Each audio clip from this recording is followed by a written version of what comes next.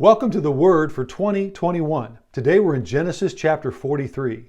This chapter is full of anxiety. As we read through this chapter, we first learn that the famine is still very severe in Canaan. At Jacob's house, the food has run out. They realize that they have to go back to Egypt to get more food. But Jacob is reminded by Judah that if they do go back, then Benjamin has to accompany them. Well, in verse 6, Jacob then says, "Why did you bring this trouble upon me? Why did you tell everything about our family to that governor?" The brothers simply have to say, "We answered his questions. He asked us very specific questions. We did not know that he was going to turn it back on us." Then Judah says to his father, "I guarantee Benjamin's safety. And if anything happens, I will be responsible and I will bear the blame the rest of my life." Jacob says, if it must be, it must be. He resigns himself to the fact. But then he says, just in case, take gifts to give and take twice the amount of silver. Perhaps the giving back of your silver was simply a mistake.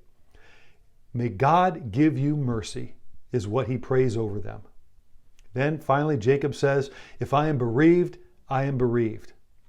I resign myself to the fact that if I lose my family, there's nothing I can do about it. The brothers make their way back down to Egypt.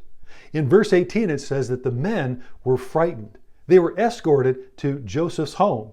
When they get there, they explain their whole story to the steward because they don't know what is going to happen. But what do they find when they get to Joseph's home? They're given water to wash with. Food is given for their donkeys.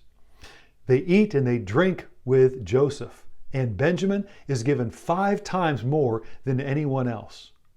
What is the definition of grace? One definition would be getting what we do not deserve. That's grace. Mercy is not getting what we do deserve. Whenever we sin and we deal with sin as it really is, there's always regret and remorse. We know that sin demands punishment and it demands penalty.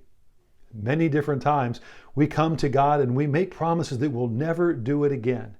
We expect and we anticipate anger, judgment, and punishment. But whenever we come to God in humility, what do we find? We find blessing and forgiveness. We find grace and mercy and love. God desires to forgive rather than serve judgment. As we read the scriptures, God longs for humility and a contrite heart. God is gracious and compassionate, slow to anger, and abounding in love. Whenever sin is a part of our life, Satan will always want us to run from God. But what does God want us to do? He wants us to run to Him. Because if we come with a humble and a contrite heart, we will always find God waiting to give us what we do not deserve: forgiveness, mercy, and grace. God is so loving and so good. Thank you for joining the Word for 2021.